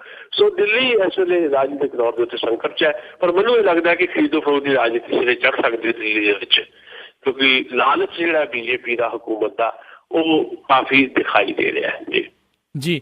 ਅਤੇ ਇਸੇ ਦੇ ਉੱਤੇ ਜਿਹੜੇ ਆ ਸੁਪਰੀਮ ਕੋਰਟ ਆ, ਸ਼ਾਇਦ ਉਹਨਾਂ ਨੇ ਕੇਂਦਰ ਨੂੰ ਜਿਹੜੀ ਆਖਰੀ ਮੋਹਲਤ ਵੀ ਦਿੱਤੀ ਆ ਵੀ ਦਿੱਲੀ ਦੇ ਵਿੱਚ ਸਰਕਾਰ ਬਣਾਉਣ ਦੇ ਬਾਰੇ ਉਹਨਾਂ ਦਾ ਕੀ ਫੈਸਲਾ ਹੈ। ਸੁਪਰੀਮ ਕੋਰਟ ਦਾ ਦਖਲ ਠੀਕ ਹੈ, ਉਹਨੇ ਅਕਤੂਬਰ ਤੱਕ ਤੋਂ ਜਵਾਬ ਤਲਬੀ ਕੀਤੀ ਹੈ ਤੇ ਮੈਨੂੰ ਲੱਗਦਾ ਹੈ ਕਿ ਦਿੱਲੀ ਦੇ ਵਿੱਚ ਕੋਈ ਬਰਦਾਸ਼ਤ ਕਰਨ ਨੂੰ ਤਿਆਰ ਨਹੀਂ ਪਈ ਹੁਣ ਫਿਰ ਤੋਂ ਕੋਈ ਚੋਣ ਹੋਵੇ। ਡਰਦੀ ਹੈ, ਤਿੰਨੇ ਧਿਰਾਂ ਡਰਦੀ ਹੈ। BJP ਦਾ ਵੀ 100 ਦਿਨ ਦਾ ਰਾਜ ਜਿਹੜਾ ਦੇਸ਼ ਦੇ ਵਿੱਚ, ਉਹਦੇ ਨਾਲ ਭਾਰਤੀ ਜਨਤਾ ਪਾਰਟੀ ਦੇ ਜਿਹੜੇ ਦਾਅਵੇ ਵਾਅਦੇ ਹੈ ਉਹ ਵੀ ਹਵਾ ਹੋਏ ਹੈ, ਨਰਿੰਦਰ ਮੋਦੀ ਦੇ ਦਾਅਵੇ ਵਾਅਦੇ ਵੀ ਹਵਾ ਹੋਏ ਹੈ।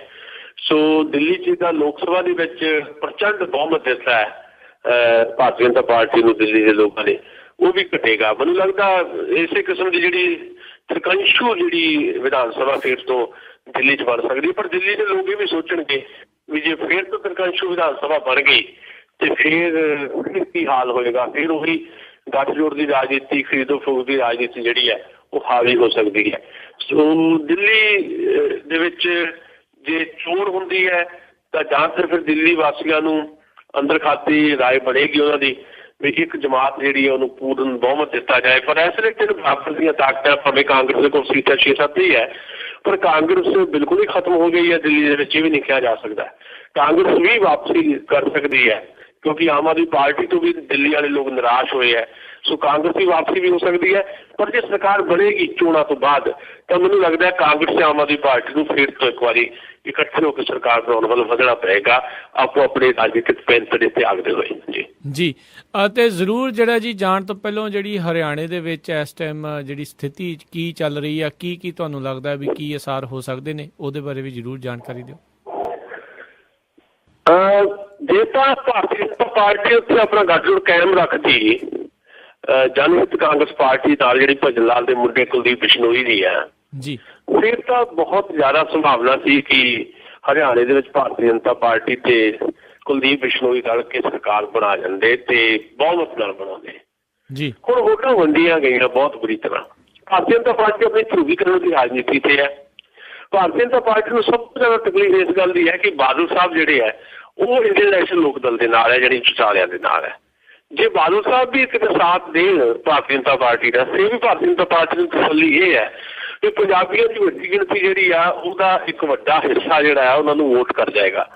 ਪਰ ਜੇ ਬਾਦਲ ਚਟਾਰਿਆਂ ਦੇ ਨਾਲ ਆ ਤੇ ਫਿਰ ਉਹ ਵੋਟ ਵੰਡੀ ਜਾਣੀ ਬਹੁਤ ਬੁਰੀ ਤਰ੍ਹਾਂ। ਤੇ ਇਸ ਸਿਚੁਏਸ਼ਨ ਦੇ ਵਿੱਚ ਜਿਹੜੀ ਕਾਂਗਰਸ ਪਾਰਟੀ ਜਾਂ ਭੁਪਿੰਦਰ ਹੁੱਡਾ ਦਾ ਜਿਹੜਾ 10 ਸਾਲ ਦਾ ਰਾਜ ਆ ਹਰਿਆਣੇ ਦੇ ਵਿੱਚ, ਜਿਹੜਾ ਬਹੁਤ ਕ੍ਰਿਟੀਸਾਈਜ਼ ਹੋ ਰਿਹਾ, ਭਾਵੇਂ ਮੁਕਾਬਲਤਨ ਉਹਨੇ ਪੰਜਾਬ ਨਾਲੋਂ ਬਿਹਤਰ ਕੰਮ ਕੀਤਾ। ਪੰਜਾਬ ਦੀ ਹੁਕੂਮਤ ਜਿਹੜੀ 7 ਸਾਲ ਤੋਂ ਹੈ ਉਹਦੇ ਨਾਲੋਂ ਭੁਪਿੰਦਰ ਸਿੰਘ ਹੁੱਡਾ ਨੇ ਬਿਹਤਰ ਕੰਮ ਕੀਤਾ ਉੱਥੇ ਹਰਿਆਣੇ ਦੇ ਵਿੱਚ। ਹਰਿਆਣਾ ਇਸ ਵੇਲੇ 1 ਨੰਬਰ ਦਾ ਸੂਬਾ ਬਣਿਆ ਹੋਇਆ, ਪਰ ਓਵਰਆਲ ਸਾਰੇ ਦੇਸ਼ ਦੇ ਵਿੱਚ ਕਾਂਗਰਸ ਦੇ ਖਿਲਾਫ ਰੋਸ ਹੈ। ਕਾਂਗਰਸ ਰਜਿਸਟਰੀ ਦੀ ਸਭ ਤੋਂ ਮਾੜੇ ਦੌਰ ਤੋਂ ਗੁਜ਼ਰ ਰਹੀ ਹੈ, ਇਸ ਕਰਕੇ ਉਹਦਾ ਅਸਰ ਹਰਿਆਣੇ 'ਚ ਵੀ ਹੋ ਸਕਦਾ। ਐਂਟੀ ਇਨਕੰਬੈਂਸੀ ਹੁੰਦੀ ਹੈ, 10 ਸਾਲ ਤੁਸੀਂ ਕਿਤੇ ਰਾਜ ਕਰਦੇ ਹੋ, ਐਂਟੀ ਇਨਕੰਬੈਂਸੀ ਹੁੰਦੀ ਹੈ। ਹੁਣ ਐਂਟੀ ਇਨਕੰਬੈਂਸੀ ਦਾ ਜਿਹੜਾ ਉਹ ਸਾਰਾ ਜਿਹੜਾ ਮਾਹੌਲ ਹੈ ਉਹ ਵੰਡਿਆ ਜਾਏਗਾ। ਉਹ ਜਿਹੜੀ ਹਕੂਮਤ ਦੇ ਖਿਲਾਫ ਗੁੱਸਾ ਆ ਉਹ ਤਿੰਨ ਤਰ੍ਹਾਂ 'ਚ ਵੰਡਿਆ ਜਾਏਗਾ। ਇੰਡੀਅਨ ਨੈਸ਼ਨਲ ਲੋਕ ਦਲ ਦੇ ਵਿੱਚ, ਜਨਹਿਤ ਕਾਂਗਰਸ ਦੇ ਵਿੱਚ ਤੇ ਬੀਜੇਪੀ ਦੇ ਵਿੱਚ। ਉਹਦਾ ਲਾਭ ਫੇਰ ਤੋਂ ਕਾਂਗਰਸ ਪਾਰਟੀ ਲੈ ਸਕਦੀ ਹੈ। ਸੋ ਮੈਨੂੰ ਹਰਿਆਣੇ 'ਚ ਵੀ ਲੱਗਦਾ ਹੈ ਕਿਤੇ ਨਾ ਕਿਤੇ ਵੀ ਉੱਥੇ ਵੀ ਜਿਹੜੀਆਂ 90 ਵਿਧਾਨ ਸਭਾ ਦੀਆਂ ਸੀਟਾਂ ਉਹਦੇ ਵਿੱਚ ਵੀ 4 ਜਿਹੜੀਆਂ ਵੱਡੀਆਂ ਧਿਰਾਂ ਚੋਣ ਲੜ ਰਹੀਆਂ, ਇਹਨਾਂ 4 ਦੇ ਵਿੱਚ ਬਹੁਤ ਬੁਰੀ ਤਰ੍ਹਾਂ ਵੰਡ ਹੋ ਸਕਦੀ ਹੈ। ਤੇ ਕਾਂਗਰਸ ਤੋਂ ਬਿਨਾਂ, ਇਹ ਨਹੀਂ ਮੈਂ ਕਹਿ ਰਿਹਾ ਵੀ ਕਾਂਗਰਸ ਦੀ ਸਰਕਾਰ ਬਣੇਗੀ, ਪਰ ਕਾਂਗਰਸ ਦੀ ਮਦਦ ਤੋਂ ਬਿਨਾਂ ਉੱਥੇ ਕੋਈ ਸਰਕਾਰ ਬਣ ਜਾਵੇ ਇਹਦੀ ਪੋਸੀਬਿਲਿਟੀ ਨਹੀਂ ਹੈ ਜੀ।